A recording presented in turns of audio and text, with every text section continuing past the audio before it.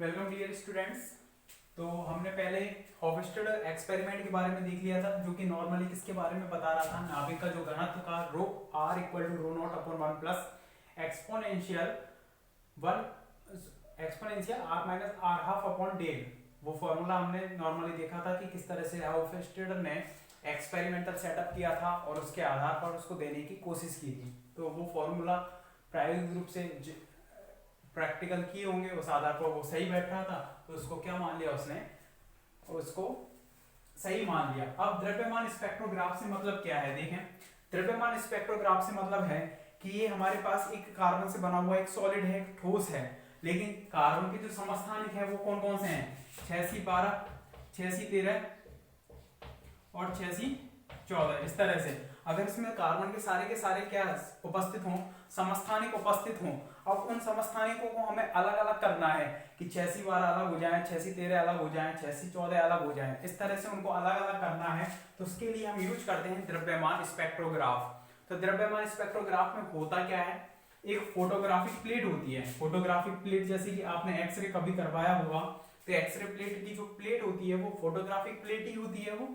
तो उसमें क्या होगा, अलग अलग प्लेटों के रूप में, इस तरह अलग अलग लाइनों के रूप में, जैसे कि 6C12 की लाइन हुई, ये 6C13 की लाइन हुई और ये वाली 6C14 की लाइन हुई। इस तरह से वो उनको क्या कर देती है, फोटोग्राफिक प्लेट पर उनको अलग अलग कर देगी। 6C12 को अलग, 6C13 को, या हम लिथियम पर बात करें या और सोडियम पर बात करें, उसमें एक ही कोई भी ठोस है हमारे पास, सॉलिड है, उसमें अलग अलग तत्व हैं, लिथियम भी है, सोडियम भी है, उनको अलग अलग करना है, जिनका द्रव्यमान कैसा है, अलग अलग। द्रव्यमान अलग ही तो है इनका, 12, 13 और 14। तो द्रव्यमान को हमें अलग अलग करना है, मतलब अलग अलग द्रव्यमान के तत्व अथवा परमाणु को हमें क्या करना है, अलग अलग करना है, सेपरेट करना है, जो कि उनका क्या है, मिश्रण है। उसको अलग अलग करने के लिए जो हम यूज करते हैं उसको कहते हैं, हम जो उपकरण यूज कर रहे हैं द्रव्यमान स्पेक्ट्रोग्राफ कहते हैं। और इस तरह से ये जो हमें लाइनें प्राप्त हो रही हैं, इनको बोलते हैं हम द्रव्यमान स्पेक्ट्रम। क्या बोलते हैं इसको, द्रव्यमान स्पेक्ट्रम। क्या द्रव्यमान के घटते या बढ़ते क्रम में एक लाइनें प्राप्त होंगी, उन लाइनों को हम क्या बोलेंगे, फोटोग्राफिक प्लेट पर जो प्राप्त हो रही हैं, द्रव्यमान स्पेक्ट्रम। इस तरह से अब ये लाइन किस तरह से प्राप्त होगी, किस तरह से हमें एक्सपेरिमेंट करना है, वो पूरा है यहाँ पर सेटअप कि किस तरह से हम उनको, ऐसा हम क्या करें कि एक पदार्थ है पूरा, उसमें अलग अलग द्रव्यमान के जो परमाणु है, हमें उनको इस फोटोग्राफिक प्लेट पर अलग अलग करना है इस तरह से। तो वो किस तरह से हम कर पाएंगे, उसके लिए पूरा एक एक्सपेरिमेंट है, तो उसके लिए हम पूरा पढ़ेंगे। तो इसके 3 मेन चरण हैं, चरण बोले तो स्टेप बाय स्टेप्स हैं उसके, कि सबसे पहले जो भी हमारे पास पदार्थ है उसके हम क्या बनाएंगे, आयन बनाएंगे। जैसे कि हमारे पास लिथियम है, उसको पहले हम धनावेशित करेंगे या ऋणावेशित, जो भी है, जो भी स्थिति होगी उसको पहले हम आवेशित करेंगे, मतलब उसका हमारा पहला टारगेट क्या रहेगा, उसको आयनित करना। आयनित क्यों कर रहे हैं उसका, उसके पीछे भी एक रीजन है कि हम आगे इसमें इलेक्ट्रिक फील्ड या फिर मैग्नेटिक फील्ड का यूज करेंगे। और इलेक्ट्रिक फील्ड और मैग्नेटिक फील्ड क्या कभी उदासीन पार्टिकल्स पर लग सकते हैं क्या, खुद सोचो कि क्या कभी जो इलेक्ट्रिक फील्ड और मैग्नेटिक फील्ड है, ये स्पेक्ट्रम बनाने के लिए हम किसका यूज करेंगे, इलेक्ट्रिक फील्ड और मैग्नेटिक फील्ड का। और ये क्या कभी भी उदासीन पार्टिकल्स पर लग सकते हैं क्या, न्यूट्रॉन का आपने इलेक्ट्रिक फील्ड लगाया, क्या ये लगेगा, नहीं लगेगा, क्योंकि आपने पढ़ा होगा लॉरेंज बल F equal to q V cross B plus q e total होता है। अगर इलेक्ट्रिक फील्ड और मैग्नेटिक फील्ड दोनों में कोई भी चार्ज पार्टिकल है, वो गति कर रहा है, यदि यहाँ पर आवेश का मान ही 0 हो जाए तो फोर्स 0 हो जाएगा। किसकी वजह से फोर्स लग रहा था, वो मैग्नेटिक फील्ड और इलेक्ट्रिक फील्ड की वजह से। तो हम डायरेक्टली कह सकते हैं कि जो न्यूट्रल पार्टिकल होगा, मतलब जिस पर चार्ज नहीं लग रहा है, चार्ज है नहीं, तो उसके लिए उस पर कोई भी फोर्स नहीं लगेगा। तो सबसे पहले यहाँ पर हमारा टारगेट रहेगा उसको आयनित करना। अब एक बार आयनित हो गया, उसके बाद हम यहाँ पर फिल्टर यूज करते हैं। फिल्टर 3 प्रकार के हैं यहाँ पर, ऊर्जा फिल्टर, संवेग फिल्टर और वेग फिल्टर। ठीक है, किस तरह से उसको बनाएंगे पूरा तरीका है उसमें, फिल्टर। और तीसरा है इसमें फॉक्शन कक्ष, फॉक्शन कक्ष। इस तरह से 3 चरण है इसके, 3 चरणों पर स्टेप बाय स्टेप देखेंगे। और इनसे रिलेटेड 2 आपके स्पेक्ट्रोमीटर हैं, स्पेक्ट्रोग्राफ हैं, उन ग्राफ के बारे में हमें आगे डिस्कशन करना है। पहले तो द्रव्यमान स्पेक्ट्रोग्राफ के लिए हमें उपकरण बनाने के लिए क्या क्या चीजें चाहिए। एक तो हमें आयन स्रोत चाहिए, मतलब आयन बना सके जिससे। उसके बाद फिल्टर चाहिए, जिसमें 3 फिल्टर आएंगे आपके, ऊर्जा फिल्टर, संवेग फिल्टर और वेग फिल्टर। ये फिल्टर क्या करते हैं, फिल्टराइजेशन करते हैं, मतलब जो भी हमें यहाँ पर आयन प्राप्त हुए हैं उन आयनों की ऊर्जा अलग होगी, संवेग अलग होगा, वेग अलग होगा। तो फिल्टर क्या करता है, उनकी ऊर्जा को बराबर करने की कोशिश करेगा, संवेग को बराबर करेगा और वेग को बराबर करेगा। जो यहाँ से निकलते हैं आयन बनने के बाद, उनके वेग अलग अलग होते हैं, संवेग अलग होगा, ऊर्जा, तो उनको समान करने का काम जो करेगा वो कौन करता है, फिल्टर। और वो जब समान हो जाते हैं तब उनको फोकसन कक्ष में डाला जाता है। फोकसन कक्ष के अंतर्गत कुछ नहीं होती, एक फोटोग्राफिक प्लेट होती है। उस फोटोग्राफिक प्लेट पे क्या है कि फोटोग्राफिक प्लेट पर उनका एक वृत्तीय पथ में, इस तरह से वृत्तीय पथ में आकर यहाँ पर उनका जमाव होने लग जाता है। जो भी अलग अलग पार्टिकल हैं, अलग अलग द्रव्यमान के जो भी पार्टिकल्स हैं या कहें हम तत्व हैं, एलिमेंट्स हैं, उनका यहाँ क्या होने लग जाएगा, जमाव होने लग जाएगा। और उनकी वजह से हमें जो स्पेक्ट्रम प्राप्त होगा वो स्पेक्ट्रम कौन सा होगा, द्रव्यमान स्पेक्ट्रम। ठीक है, तो यहाँ तक हमें पूरा पढ़ना है। तो लिखें पहले इसमें द्रव्यमान स्पेक्ट्रोग्राफ में ये 3 चीजें थी, इनके बारे में पहले थ्योरेटिकल पढ़ते हैं, फिर इनको प्रैक्टिकली देखेंगे कि मतलब किस तरह से ऑपरेटर्स बनाएंगे, इसका उपकरण बनाएंगे। देखें द्रव्यमान स्पेक्ट्रोग्राफ हेडिंग डालकर, एक परमाणु का द्रव्यमान ज्ञात होने पर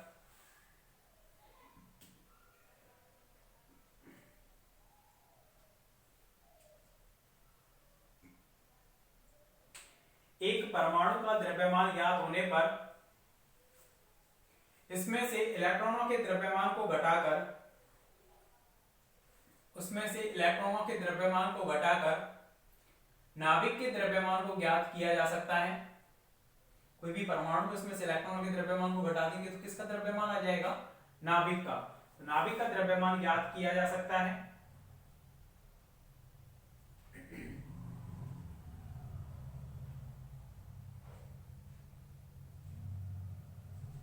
इसके बाद लिखना, अतः परमाणु के द्रव्यमान को मापने वाला, तो हमें अगर किसी भी नाभिक का द्रव्यमान मापना है तो हमें मेन टारगेट क्या है, अगर किसी परमाणु का द्रव्यमान हमें मिल जाए तो लिखना है इसमें, अतः परमाणु के द्रव्यमान को मापने वाला उपकरण एक तरह से द्रव्यमान को मेजर कर रहा है, क्योंकि उनको अलग अलग द्रव्यमान के बेसिस पे क्या कर रहा है, वो सेपरेट कर रहा है उनको। अतः परमाणु के द्रव्यमान को मापने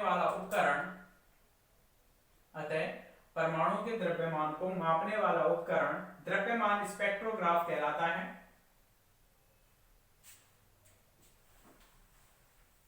द्रव्यमान स्पेक्ट्रोग्राफ कहलाता है। नेक्स्ट लाइन से लिखना, द्रव्यमान स्पेक्ट्रोग्राफ का निर्माण सर्वप्रथम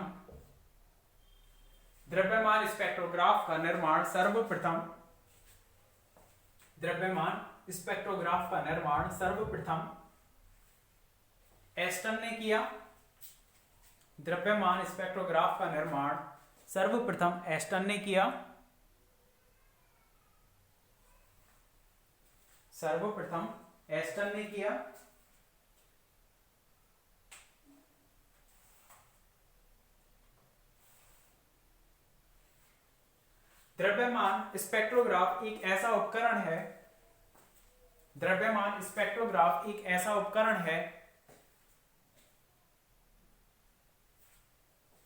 द्रव्यमान स्पेक्ट्रोग्राफ एक ऐसा उपकरण है जिसमें विद्युत क्षेत्र एवं चुंबकीय क्षेत्र का उपयोग करके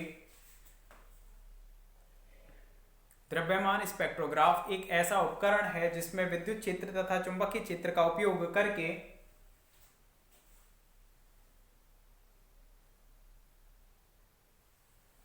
द्रव्यमान स्पेक्ट्रोग्राफ एक ऐसा उपकरण है जिसमें विद्युत क्षेत्र तथा चुंबकीय क्षेत्र का उपयोग करके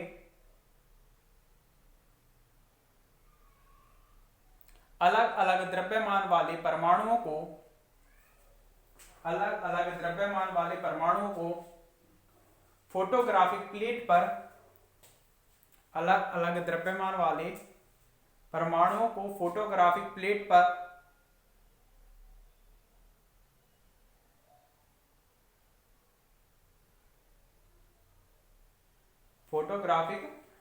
पर संरेखित किया जाता है, फोटोग्राफिक प्लेट पर संरेखित किया जाता है, फोटोग्राफिक प्लेट पर संरेखित किया जाता है। अतः इस प्रकार प्राप्त होने वाला स्पेक्ट्रम, अतः इस प्रकार प्राप्त होने वाला स्पेक्ट्रम द्रव्यमान स्पेक्ट्रम कहलाता है। अतः इस प्रकार प्राप्त होने वाला स्पेक्ट्रम द्रव्यमान स्पेक्ट्रम कहलाता है।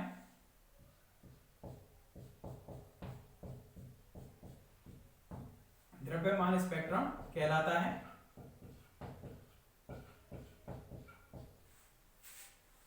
इसको बना लेना, इसके बाद द्रव्यमान स्पेक्ट्रम कहलाता है। इस तरह से एक फोटोग्राफिक प्लेट है, फोटोग्राफिक प्लेट पर क्या है, ये रेखिक के रूप में, रेखांकित के रूप में, फोटोग्राफिक प्लेट रेखाओं के रूप में उनका जो अलग अलग परमाणु हैं, अलग अलग द्रव्यमान के, उनका जमाव हो जाता है और जो प्राप्त होगा इस तरह से लाइनों के रूप में स्पेक्ट्रम, उसको बोलेंगे हम द्रव्यमान स्पेक्ट्रम। लिख देना इसमें।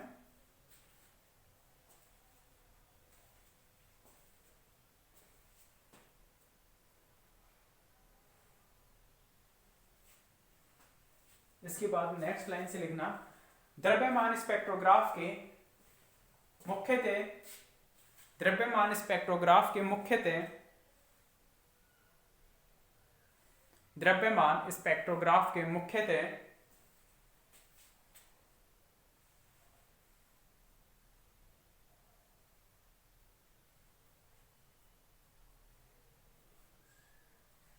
द्रव्यमान स्पेक्ट्रोग्राफ के मुख्यतः 3 अवयव होते हैं जो कि निम्न है।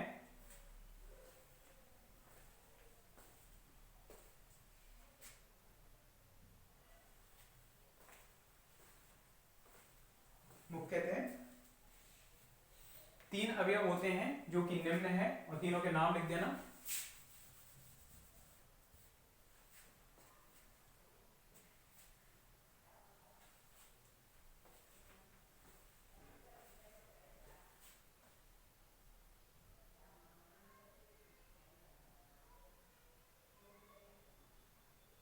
तीनों के नाम लिख दो। आयन स्रोत, फिल्टर और फॉक्शन कक्ष। और फर्स्ट हेडिंग डाल देना आयन स्रोत। फर्स्ट हेडिंग इसको बाहर दोबारा से डाल देना, आयन स्रोत।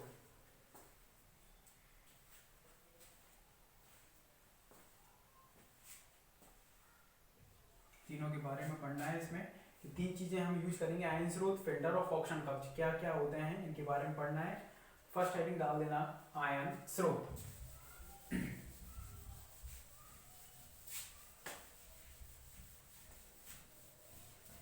तो देखिए जो भी परमाणु है उसका द्रव्यमान स्पेक्ट्रोग्राफ हमें प्राप्त करना है, तो उसके पहले उस परमाणु का हमें क्या करना है, उन्हें आयनित करना है। तो आयनित करने के लिए जैसे कि हमारे पास क्षारीय धातु होती हैं, पढ़ते हो आप केमिस्ट्री में, क्षारीय धातु कौन सी होती हैं, क्षारीय धातु और क्षारीय मृदा धातु प्रथम वर्ग में जो आती हैं यहाँ पर कौन कौन सी,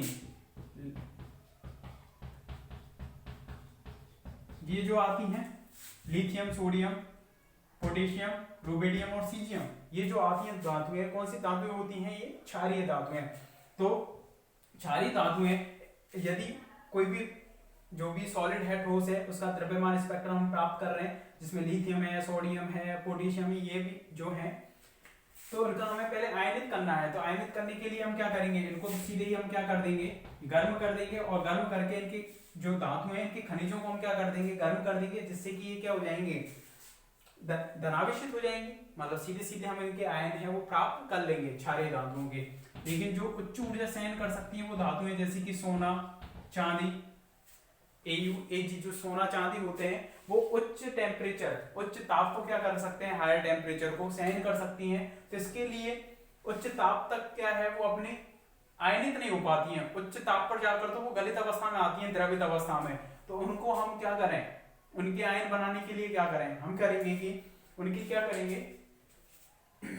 2 इलेक्ट्रोड हैं इस तरह से, सोने के 2 इलेक्ट्रोड बना लिए, एक को प्लस से जोड़ दिया बिल में, और एक को किस में जोड़ दिया, माइनस से, किस में, इलेक्ट्रिसिटी से। तो एक प्लस पर है एक माइनस पर है, दोनों को यदि हम इस तरह से टच करेंगे तो स्पार्क होगा, यहाँ पर चिंगारी निकलेगी। तो उस आधार पर वहां पर प्लस माइनस को हम एक दूसरे से टकरा कर वहां पर उनके आयन है Au और Ag जो उच्च ऊर्जा सहन करती है, उन धातुओं को क्या करेंगे, आयनित करेंगे वहां पर। तो ठीक है, क्षारीय धातु है तो सीधा ही हम उनके खनिजों को गर्म कर उन्हें आयनित कर लेंगे। लेकिन जो उच्च ऊर्जा को सहन कर सकती हैं उनके हम इलेक्ट्रोड बनाएंगे और इलेक्ट्रोडों को आपस में स्पार्क कराकर हम उनके क्या बनाएंगे, वहां पर आयन बनाएंगे। तो आयन स्रोत का केवल यही काम है कि किस तरह से हम उनके आयन बना रहे हैं। एक बार आयन बन गए तो आयन बनने के बाद उन्हें हम फिल्टर में से होकर गुजारेंगे। फिल्टर कौन कौन से हैं, ऊर्जा फिल्टर, संवेग फिल्टर, वेग फिल्टर। किस तरह से फिल्टर हम यूज करेंगे उनको देखेंगे। तो पहले लिखें आयन स्रोत में देखना, जिन परमाणुओं का द्रव्यमान स्पेक्ट्रम ज्ञात करना होता है, आयन स्रोत में लिखना, जिन परमाणुओं का द्रव्यमान स्पेक्ट्रम ज्ञात करना होता है, जिन परमाणुओं का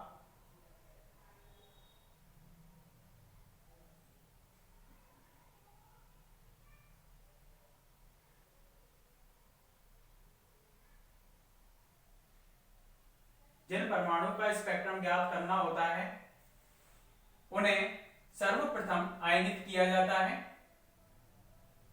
जिन परमाणु का स्पेक्ट्रम ज्ञात करना होता है, द्रव्यमान ज्ञात करना होता है, जिन परमाणु का द्रव्यमान स्पेक्ट्रम ज्ञात करना होता है, सर्वप्रथम उन्हें आयनित किया जाता है।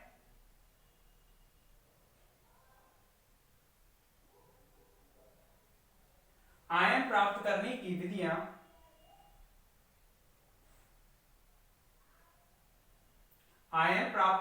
विधियां तत्व अथवा यौगिक पर निर्भर करती हैं। आयन प्राप्त करने की विधियां तत्व अथवा यौगिक पर निर्भर करती हैं।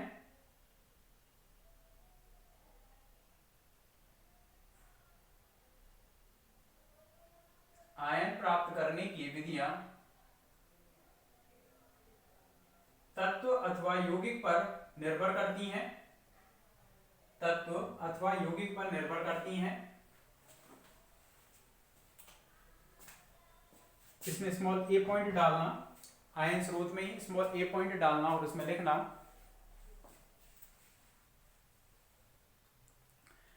क्षारीय धातु के आयन प्राप्त करने के लिए क्षारीय धातुओं जैसे, उनको लिख देना कौन कौन सी हैं, क्षारीय धातुओं जैसे, क्षारीय धातुओं जैसे लिथियम, सोडियम, शॉर्ट में लिख देना प्रतीक के रूप में LiNaK, RbCS, रुबिडियम, सीजियम आदि के आयन प्राप्त करने के लिए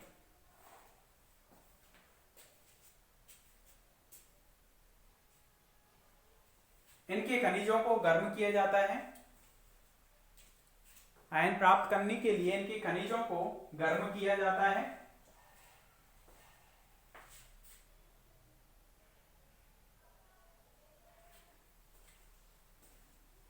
तथा इनके खनिजों को गर्म किया जाता है तथा इनके आयन प्राप्त किए जाते हैं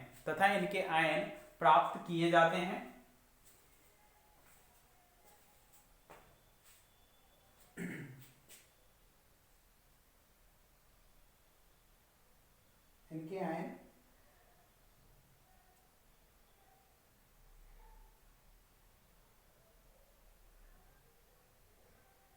प्राप्त किए जाते हैं। और सेकंड पॉइंट लिखना बी पर, उच्च ऊर्जा सहन करने वाली धातुएं जैसे कि उच्च ऊर्जा या उच्च ताप, कुछ भी लिख सकते हैं, उच्च ताप सहन करने वाली धातुएं जैसे कि उच्च ताप सहन करने वाली धातुएं जैसे कि Au, Ag इत्यादि के आयन बनाने के लिए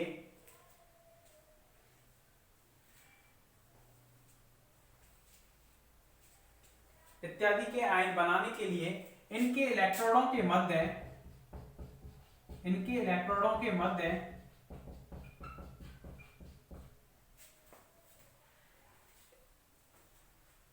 इनके इलेक्ट्रोडों के मध्य स्पार्क विसर्जन किया जाता है।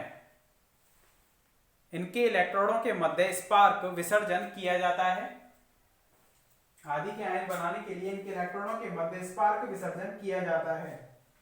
और ये पूरा हो गया, मतलब आयन कोई भी परमाणु है जो कि उदासीन है उनको आयनित करना है तो गर्म करके कर सकते हैं या इलेक्ट्रोड बनाकर कर सकते हैं नॉर्मली।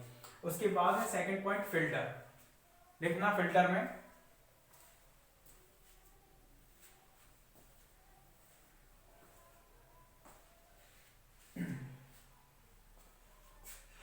फिल्टर हेडिंग डालकर उसमें लिखना प्राय, फिल्टर में लिखना प्राय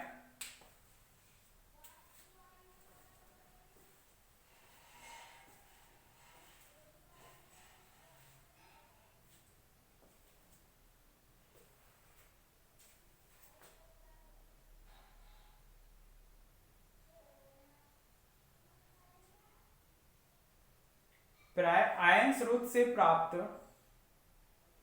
प्राय आयन स्रोत से प्राप्त आवेशित कणों के, प्राय आयन स्रोत से प्राप्त आवेशित कणों की ऊर्जा, संवेग तथा वेग अलग अलग होते हैं। आवेशित कणों की ऊर्जा, संवेग तथा वेग अलग अलग होते हैं।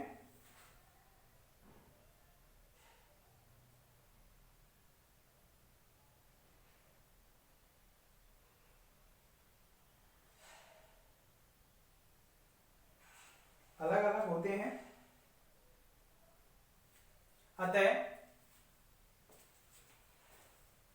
अतः एक निश्चित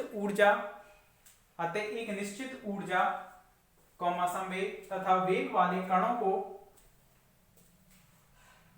अतः एक निश्चित ऊर्जा, संवेग व वेग वाले कणों को पृथक करने के लिए फिल्टर का उपयोग किया जाता है। पृथक करने के लिए फिल्टर का उपयोग किया जाता है।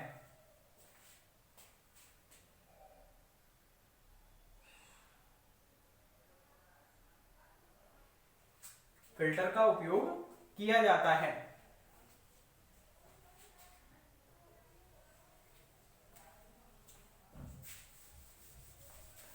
अब फिल्टर हैं वो तीन प्रकार के हैं, ऊर्जा, संवेग और वेग। उनको उनके आधार पर कि ऊर्जा को अगर हमें अलग सेम करना है, उनको ऊर्जा को, उनकी पार्टिकल्स की जो ऊर्जा सेम है वही निकल कर आए वहां से कण, तो उसके लिए हम ऊर्जा फिल्टर यूज करेंगे। अगर संवेग है तो संवेग फिल्टर और वेग है तो वेग फिल्टर।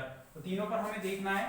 तो फिल्टर में ही अंदर हेडिंग डालना, फर्स्ट कौन सा आएगा इसमें फिल्टर में, फर्स्ट ऊर्जा फिल्टर। इस तरह से फर्स्ट पॉइंट कर देना ऊर्जा फिल्टर। और ऊर्जा फिल्टर में फर्स्ट है इसमें, अब ऊर्जा फिल्टर में फर्स्ट डाल देना त्वरक ऊर्जा फिल्टर। दो है इसमें, एक तो बेलनी ऊर्जा फिल्टर और एक है त्वरक ऊर्जा फिल्टर। त्वरक क्यों बोल रहे हैं, नाम से क्यों बोल रहे हैं इसको त्वरक, इसमें पता चल जाएगा आपको चित्र से। देखें, हेडिंग डालकर छोड़ देना और इधर देखना।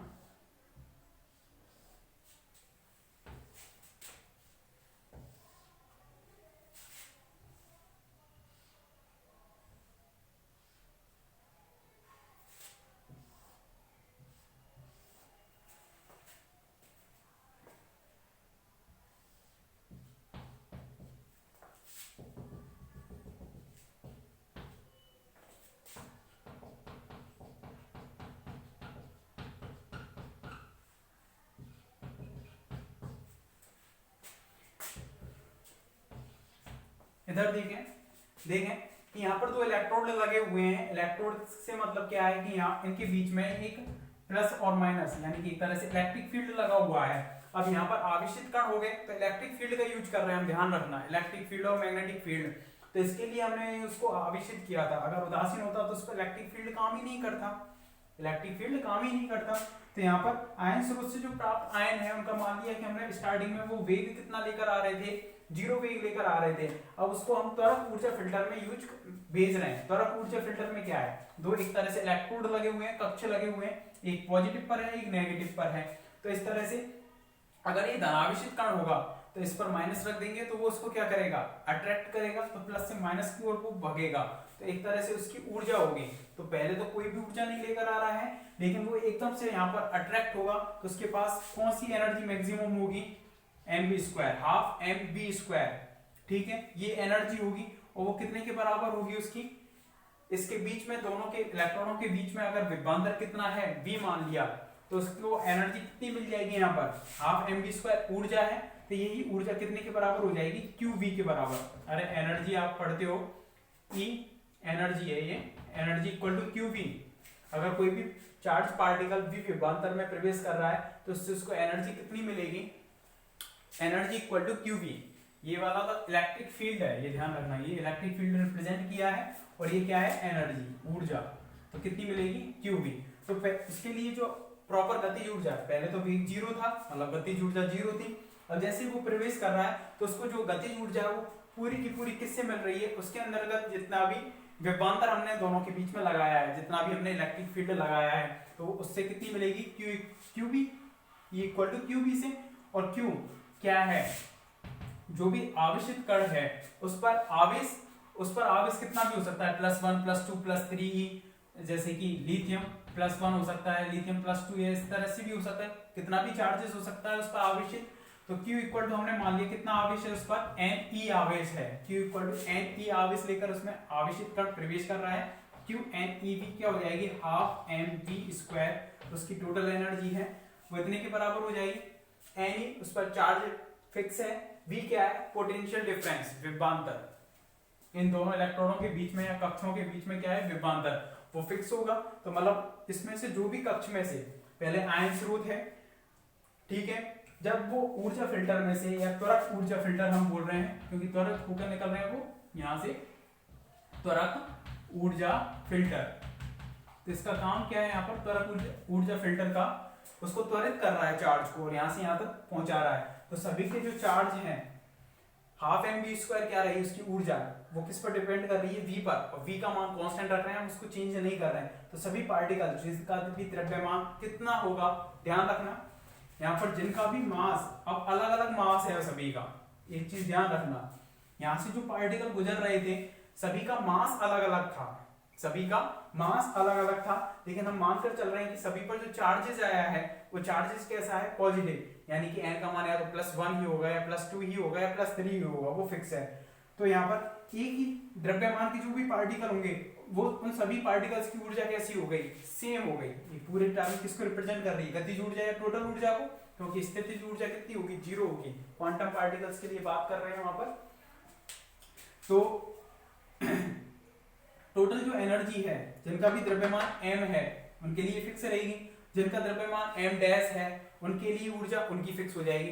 मतलब जो समान द्रव्यमान रख रहे थे उन सब समान द्रव्यमान वाले सभी पार्टिकल्स की ऊर्जा यहाँ पर कितनी हो जाएगी, इससे निकलने के बाद सेम हो जाएगी। मतलब जिनका द्रव्यमान m1 है वो फिक्स एनर्जी रखेंगे, E1 रख ली उन्होंने एनर्जी, जिनका द्रव्यमान m2 है उनकी एनर्जी कितनी हो जाएगी, E2। इसी तरह से अलग अलग द्रव्यमान के संगत उनको क्या क्या मिल जाएगी, यहाँ पर अलग अलग एनर्जी। लेकिन इससे पहले क्या केस था, ऊर्जा फिल्टर से निकलने से पहले क्या केस था, यहाँ पर इस स्थिति में सभी का वेग ही क्या था, 0 था, सभी का वेग 0 था, मतलब एनर्जी भी 0 थी, मतलब एनर्जी सेम नहीं थी। तो एनर्जी को हमने एक तरह से क्या किया है, यहाँ पर पृथक पृथक किया है, अलग अलग द्रव्यमान के संगत उनको अलग अलग किया है। ये भी बोल सकते हैं एक द्रव्यमान के संगत सभी पार्टिकल्स की हमने एनर्जी को क्या किया है, सेम किया है। तो लिखना है इसमें त्वरक ऊर्जा फिल्टर, हेडिंग डालकर उसको बनाए पहले, त्वरक ऊर्जा फिल्टर में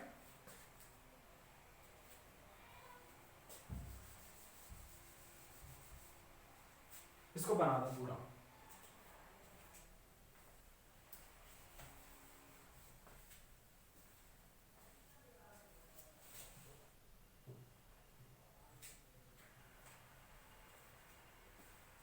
P और Q बोल दिया इनको, यहाँ से यहाँ इस तरह से इलेक्ट्रिक फील्ड लग रहा है इसमें।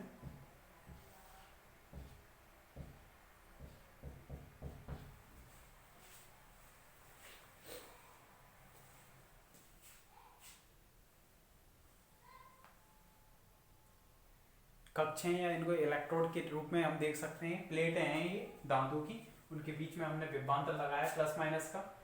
इलेक्ट्रिक फील्ड की जो डायरेक्शन होती है प्लस से माइनस की ओर होगी,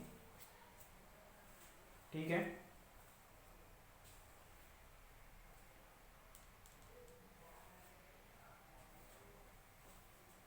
और इसमें लिखना है इसके बारे में, चाहे m तो क्या हो जाएगा उस पर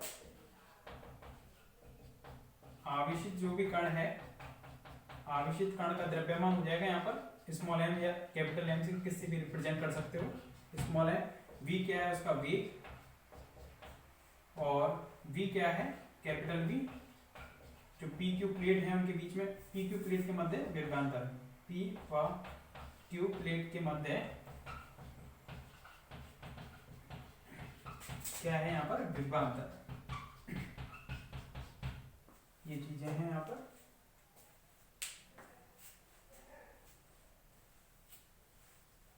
लेकिन इसमें त्वरक ऊर्जा फिल्टर में, ऊर्जा फिल्टर में आयन स्रोत से प्राप्त, ऊर्जा फिल्टर में आयन स्रोत से प्राप्त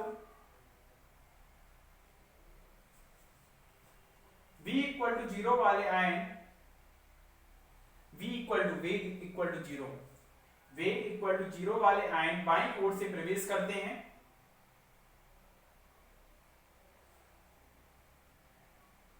बाईं ओर से प्रवेश करते हैं तथा रेखा चित्र P व Q के मध्य, तथा रेखा चित्र P व Q के मध्य V वोल्ट का विभवांतर लगाया जाता है। कैपिटल V बनाना और स्मॉल v, अंतर डिफरेंस करके चलना उनमें। स्मॉल v वेग है, कैपिटल V विभवांतर है, पोटेंशियल डिफरेंस। P तथा Q के मध्य V वोल्ट का विभवांतर लगाया जाता है। यदि धनायनों में प्रत्येक का आवेश, यदि धनायनों में प्रत्येक का आवेश Q इक्वल टू Ne है, यदि धनायनों में प्रत्येक का आवेश, धनायनों में प्रत्येक का आवेश Q इक्वल टू Ne है,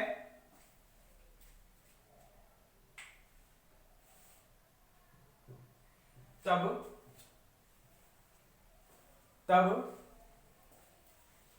ऊर्जा फिल्टर में से निकलने वाले सभी, तब ऊर्जा फिल्टर में से निकलने वाले सभी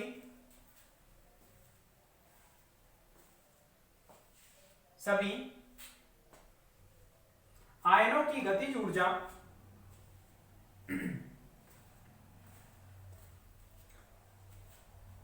ऊर्जा फिल्टर से निकलने वाले सभी आयनों की गतिज ऊर्जा हाफ mv² होगी। जिनका भी द्रव्यमान m है उसके संगत हाफ mv² बोल दिया है। m नॉर्मल रिप्रेजेंट कर दिया है, m की वैल्यू m1 हो सकती है, m2 हो सकती है, m3 कुछ भी हो सकती है। तो नॉर्मली हमने इसको रिप्रेजेंट कर दिया है स्मॉल m से। हाफ mv² होगी जो कि निम्न प्रकार होगी, हाफ mv² होगी जो कि निम्न प्रकार होगी। Half mv² equal to QV, और यहां से इसको लिखते हैं half mv² equal to QV, half mv² equal to NeV हो जाएगा। और इनके तीनों के बारे में लिख देना। आवेशित कण का द्रव्यमान, V वेग है, कण का वेग, आवेशित कण का वेग है,